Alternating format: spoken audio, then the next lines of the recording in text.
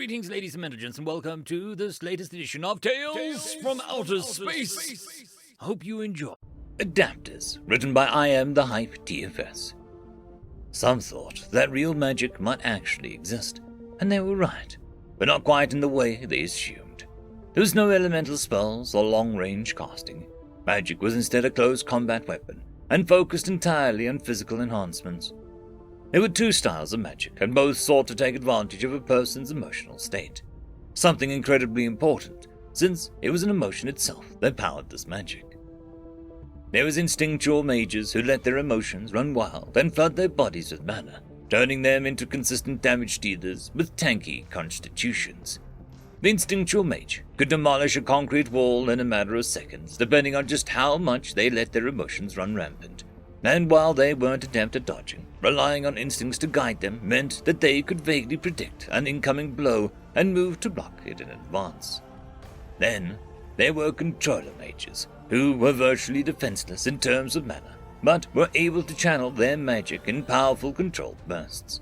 This allowed them to achieve incredible feats of speed and dexterity, making them notoriously hard to land a blow on and letting them surpass even instinctual abilities to preemptively block them.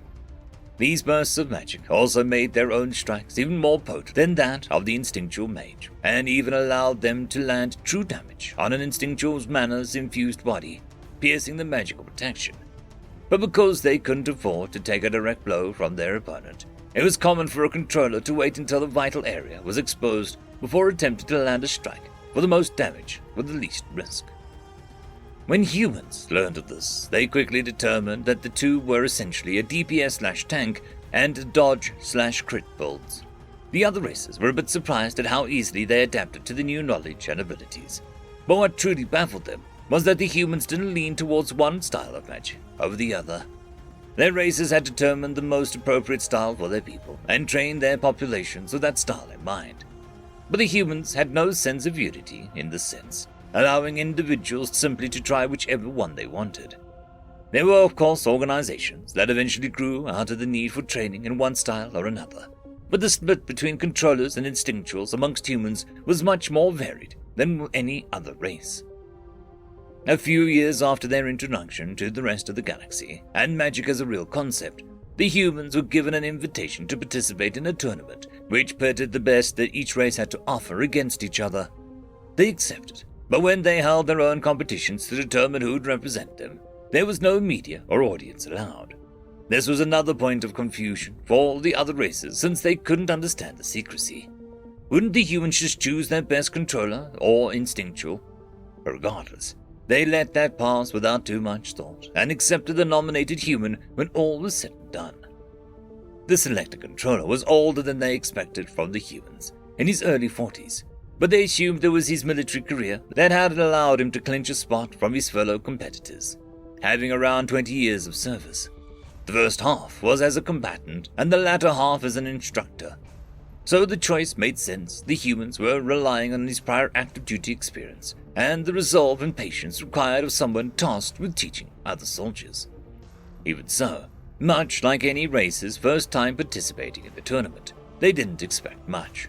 Perhaps a good first showing at most, but the odds of him making it past the first third of the tournament weren't good.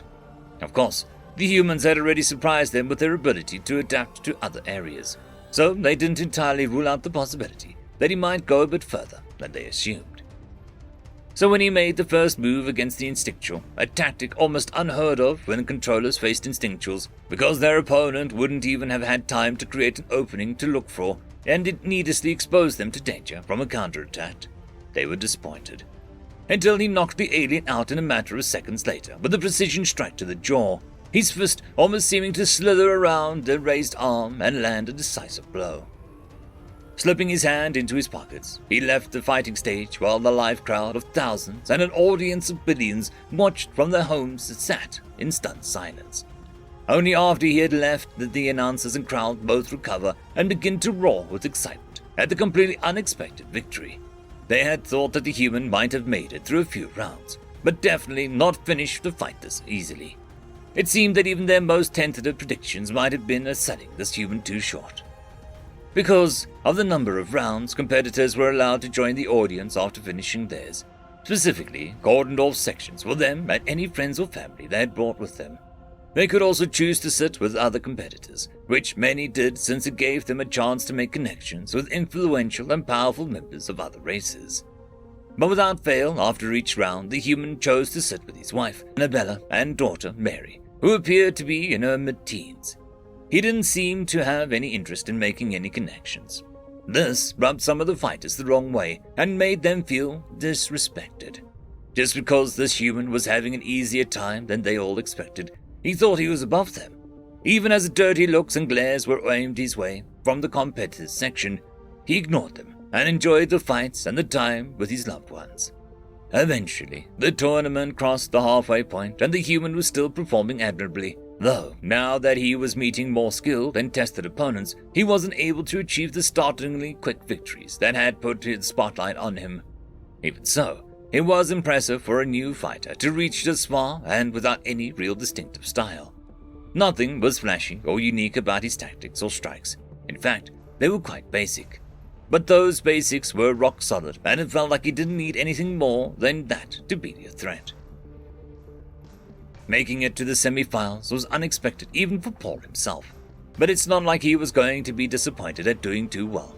So he just shrugged it off and walked onto the stage. He still wasn't used to having this many eyes on him and didn't have a showman-like personality like some of the others, but he'd been slowly getting acclimated to the crowd as he fought, and if he ever found himself too distracted, he could just focus on his family. Things were getting a bit tougher the deeper he got into the tournament's roster, but so far nothing he saw as hopeless. He'd been watching the others in their matches and had a rough idea of who he would find more challenging to face, and his next opponent definitely fell into that category. In his honest opinion, he didn't think that he had a shot at winning the whole thing. There were other fighters who had similar skill sets, experience, and more time than him in active competition. Not to mention the fact that he was no spring chicken and had been ultimately selected by Humanity because they wanted to display their foundation, not their ambition. Still, it wasn't in his nature to back down from a challenge, and he thought he had at least a 50-50 shot of beating the bipedal lizard man in front of him. His scales added a bit more protection to his body, and he was an instinctual on top of that. But physical defenses didn't mean much against the mana-infused strikes, so it just meant Paul would have to stack up a few more strikes than usual. The starting signal blared and the lizard man charged in, trying to close the gap and limit Paul's movements, but he managed to maintain distance. Short bursts of magic firing through his legs, allowing him to dart around just outside the alien's range as he waited for an opening. Spry bastard for an older human. Who knows, maybe if they'd sent someone younger, they might have had a chance. Shame you're going to be carried on a stretcher when I'm done with you. Paul rolled his eyes at the taunt.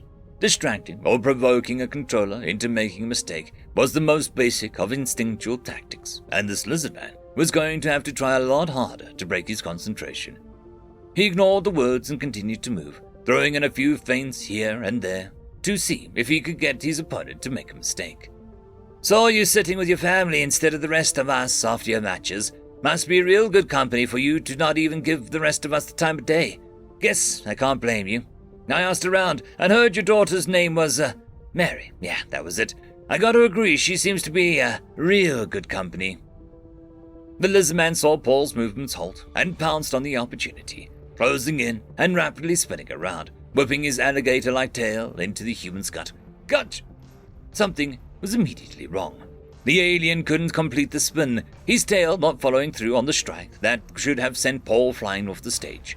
Looking back over his shoulder, he saw the human just standing there, doubled over with his arms wrapped around the tail. Try as he might, he simply couldn't wrench it free from Paul's grip, and that was when he realized the mana pouring off of his body, rolling off of him in waves as he straightened up. The human slowly turned his head to aim his livid glare at the lizard, who had just implied he wanted to sleep with his underage daughter.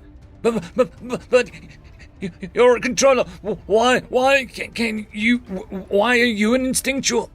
Nothing but parental rage fueling him. Paul pulled hard on the captured tail, lifting the alien clean off his feet and swinging him around in a high arc to plant him headfirst into the stage.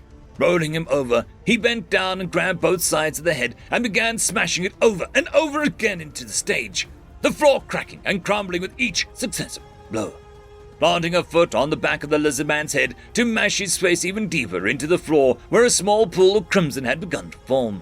The human was so focused on his opponent that he didn't notice his wife attempting to fight through the event's security, having jumped from her section to try and get a piece of the alien herself. The only thing that seemed to finally stop her in the end was the disgusted and equally angry Mary telling her that if she interfered, her dad wouldn't be allowed to keep beating the hell out of him. After shouting at her husband to cripple that bastard, she allowed herself to be escorted back to her seat, waiting to be appeased through his application of violence on the lizard man beneath him. Shifting his grip to the base of the alien's tail, he put all of his weight onto the foot and planted the back of the scaly skull, when wrenched back hard. On my planet, lizards who have their tails ripped off can grow them back over time. I wonder if your kind has the same ability. His voice was disturbingly calm, yet easily communicated the absolute rage coursing through his body. Meanwhile, his opponent could just barely be heard, letting in increasingly painful screams, muffled by the stage his face was becoming more and more deeply embedded in. As he felt the tendons, ligaments, muscles, and skin be stretched, snapped, and torn as Paul continued to exert more and more force until finally, with a sickening wet sound, a gush of blood, it was finally ripped clean off. The lizard immediately passing out from pain and shock. Paul hoisted the detached tail over his shoulder like a trophy and walked off the stage even as a team of medics rushed past, giving the man who was still giving off a dangerous amount of mana a wide berth in the process. Thanks to the medical team, his opponent's life wasn't in jeopardy, but having taken the fight to such an extreme was grounds for disqualification. It was just that no one wanted to be the one to tell the human the bad news. In the end, it turned out to be a moot point, as Paul voluntarily forfeited his spot in the tournament and left the venue and planet on a human government vessel. Humanity offered a non-apology in the wake of the incident, merely saying that it was sorry that the events had transpired that led to this result. And while there was initial plans to request the return of the tail, the sight of the grim-faced human still covered in his opponent's blood discouraged any from actually attempting it. A formal request was sent to Humanity's government, but was completely ignored. 3 very important pieces of information regarding humans emerged from this incident. First was that the mention and the threats towards the people of human controller loved would be absolutely break and shake their concentration. The second was that under no circumstances should you ever do this if you wanted to survive with all limbs and appendages intact, assuming the human didn't simply kill you outright. If a skilled controller could turn into an instinctual of that threat level, how much further could a human instinctual be pushed if they were already powerful despite not being truly enraged yet? The question terrified those who asked it, and none wished to see what form the answer might take. The third and most important piece was that human mages could not be simply categorized into 2 default groups, as the rest of the galaxy had been. With the vast array of personalities and traits of their people, and no concentrated effort by their governments to pull them towards one end of the spectrum or the other, it had to be considered that almost anything had the potential to trigger a human change. Nothing was more terrifying than an unpredictable enemy who could change tactic and style with almost no warning, especially when the change granted them a massive increase in power and best suited their current emotional state. The humans weren't controllers or instinctuals. They were adapters. End of story. I would quickly like to thank the T5 channel members and Patreons. Caspar Arnholtz, Cam Maxwell, Lord Azrakal, It's Difficult to Pronounce, Dragzoon WRE, Holly's Sister, Arcadian. Thank you very much.